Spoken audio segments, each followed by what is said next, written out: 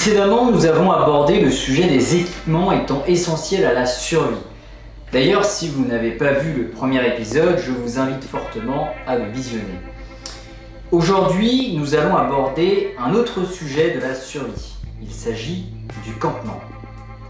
Bon, avant toute chose, je tiens à vous rappeler que la majeure partie des informations présentes dans cette série d'épisodes proviennent du livre Aventure et survie, écrit par John Wiseman, ancien militaire et instructeur. Sachez que le fait de savoir choisir un emplacement convenable pour l'établissement d'un campement et connaître les diverses techniques d'édification d'un abri confortable est essentiel. Cet épisode décrit quelques méthodes de construction mettant en œuvre différents matériaux selon leur disponibilité pour édifier un simple coupe-vent ou bien un abri de longue durée. Il faut aussi savoir allumer un feu et choisir le type de foyer le plus pratique. Les feux servant à se réchauffer et cuire des aliments.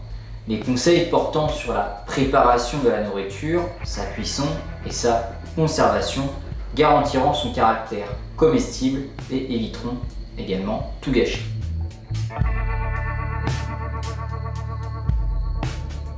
Quant à une bonne organisation du campement et à l'hygiène minimale à respecter, elles sont aussi essentielles aux survivants isolés qu'à un groupe plus ou moins nombreux.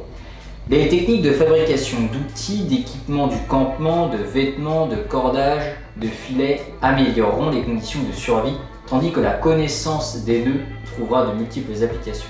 Demeurer en bonne santé est un facteur important de survie, si bien qu'une hygiène très stricte doit être pratiquée non seulement au niveau personnel, mais pour l'ensemble du camp, de son implantation à son organisation.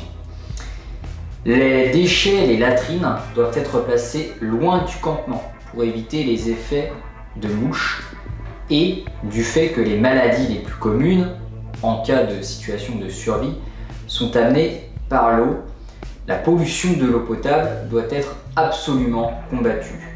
Les déchets alimentaires et autres ordures doivent être, si possible, brûlés. Avant la découverte par l'homme des métaux et de leur mise en œuvre, les outils étaient en pierre, en os ou autres matières naturelles. Les pierres peuvent servir de marteau, seules ou attachées à un manche, si leur forme permet de les fixer. Donc, il mettait la hache ici, et là on peut taper. Vu que c'est dur et élastique, ça ne se fend pas. Pour faire un outil de pierre, choisissez un pavé rond déjà éclaté ou bien éclatez-le en le frappant avec une autre pierre, pour le coup lisse et dure, de manière à obtenir une face plate. Le coup doit être donné selon un angle inférieur à 90 degrés, sinon le choc sera absorbé par le bloc de pierre. Lorsque la première fente est obtenue, les autres morceaux peuvent être enlevés. Les éclats doivent être produits autour de l'arête en frappant celle-ci de plein fouet avec une autre pierre. On peut travailler plus en finesse avec un outil plus doux, comme un morceau d'andouillé, de daim ou de cerf, par exemple. À partir d'une face plate, des chocs en bout peuvent produire des lames plus ou moins fines. La fabrication d'outils en pierre est une technique difficile à acquérir rapidement et qui demande beaucoup de patience. Les os fournissent de bons outils, ainsi que les andouillets et les cornes, notamment pour creuser, extraire ou pour faire des marteaux. On peut aussi les tailler avec des outils en pierre ou les former en les meulant avec des pierres rugueuses. Pour les activités du camp, il est préférable de choisir des zones de telle sorte qu'elles n'interfèrent pas les unes avec les autres et qu'elles ne polluent pas les zones réservées à la cuisine ou au repos. Si vous campez près d'une rivière ou d'un ruisseau, déterminez des sections réservées à des activités spécifiques et respectez-les. Les feuillets ou latrines doivent être creusés en aval du camp et loin de la source d'eau pour qu'il n'y ait aucune pollution par infiltration. Le sommeil est indispensable et un lit confortable vaut la peine de quelques petits efforts. Un certain type de literie ou de couchage doit toujours être utilisé pour éviter de dormir directement sur un sol humide ou froid. Sous les climats tropicaux, il vaut toujours mieux installer un lit en hauteur à la fois pour s'éloigner de la terre humide et pour bénéficier de légers courants d'air.